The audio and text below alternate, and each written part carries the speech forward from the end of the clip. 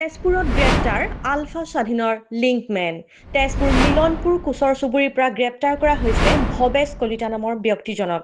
ভৱেশ কলিতাৰ ঘৰৰ পৰা এটা 0.22 পিষ্টল আৰু 8 সজীৱ গুলী উদ্ধাৰ কৰিছে আৰক্ষীয়ে।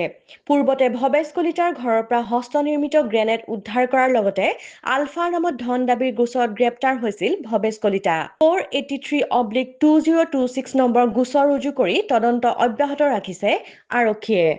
যোৱাকালি ইংৰাজী 7/8/2026 তাৰিখে নিশা আমি এটা খবৰ পালো যে ভৱেশ কলিতা নামৰ লোক এজনে নিজৰ ঘৰত মিলনপুৰ কোচৰ চুবুৰী গাঁৱত নিজৰ ঘৰতে এটা ইলিচিট কোনো কাগজ পত্ৰ নোহোৱা এটা ফায়াৰ আৰ্ম ৰাখিছে আৰু লগতে এমিউনিশ্যনো আছে বুলি জনালে। আৰু আমি খবৰ পালো যে তেওঁ সেইটো ফায়াৰ আৰ্ম লৈ পিনি এক্সটৰ্চনৰ পাৰপজত ইউজ কৰিব।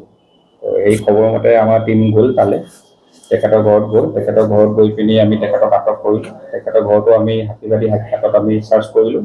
চাৰ্চ কৰোঁতে আমি এটা পিষ্টল পালোঁ, 0.22 বৰৰ এটা পিষ্টল পালোঁ। লগতে 8টা আমি ৰাউণ্ড পাইছোঁ, লাইভ এমিউনিশ্যন পাইছোঁ। আৰু আমি সেইকেইটা জব্দ কৰি মানুহজনক আমি কৰায়ত্ব কৰিলোঁ তাতে। আৰু সেই সংক্ৰান্তে আমাৰ তেজপুৰ সদৰ থানাত case number 483/2026 case number case এটা ৰেজিষ্টাৰ হৈছে আৰু এই কেছৰ মৰ্মে তেখেতক এৰেষ্ট কৰা হৈছে। আৰু আজি 8/8/2026 তাৰিখে তেখেতক মহামান্য আদালতত প্ৰেৰণ কৰা হ'ব।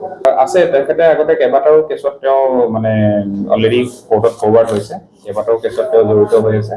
3-4টা আগতেও 3-4বাৰ তেওঁ এৰেষ্ট হৈছে বেলেগ বেলেগ কেছতে। পাইছিলে এইটো যোৱা পুৰণা কেছ। এইটো বেবেজীয়া আৰক্ষীয়ে জব্দ কৰিছিল আৰু তেওঁৰ ঘৰত গ্ৰেনেড জব্দ কৰিছিল। পাৰিব আপুনি মানে ইনভেষ্টিগেশ্যন হৈ আছে। আমিতো ডাইৰেক্টলি আপোনাক তেনেকৈ ক'ব নোৱাৰিম। ইনভেষ্টিগেশ্যন চলি আছে।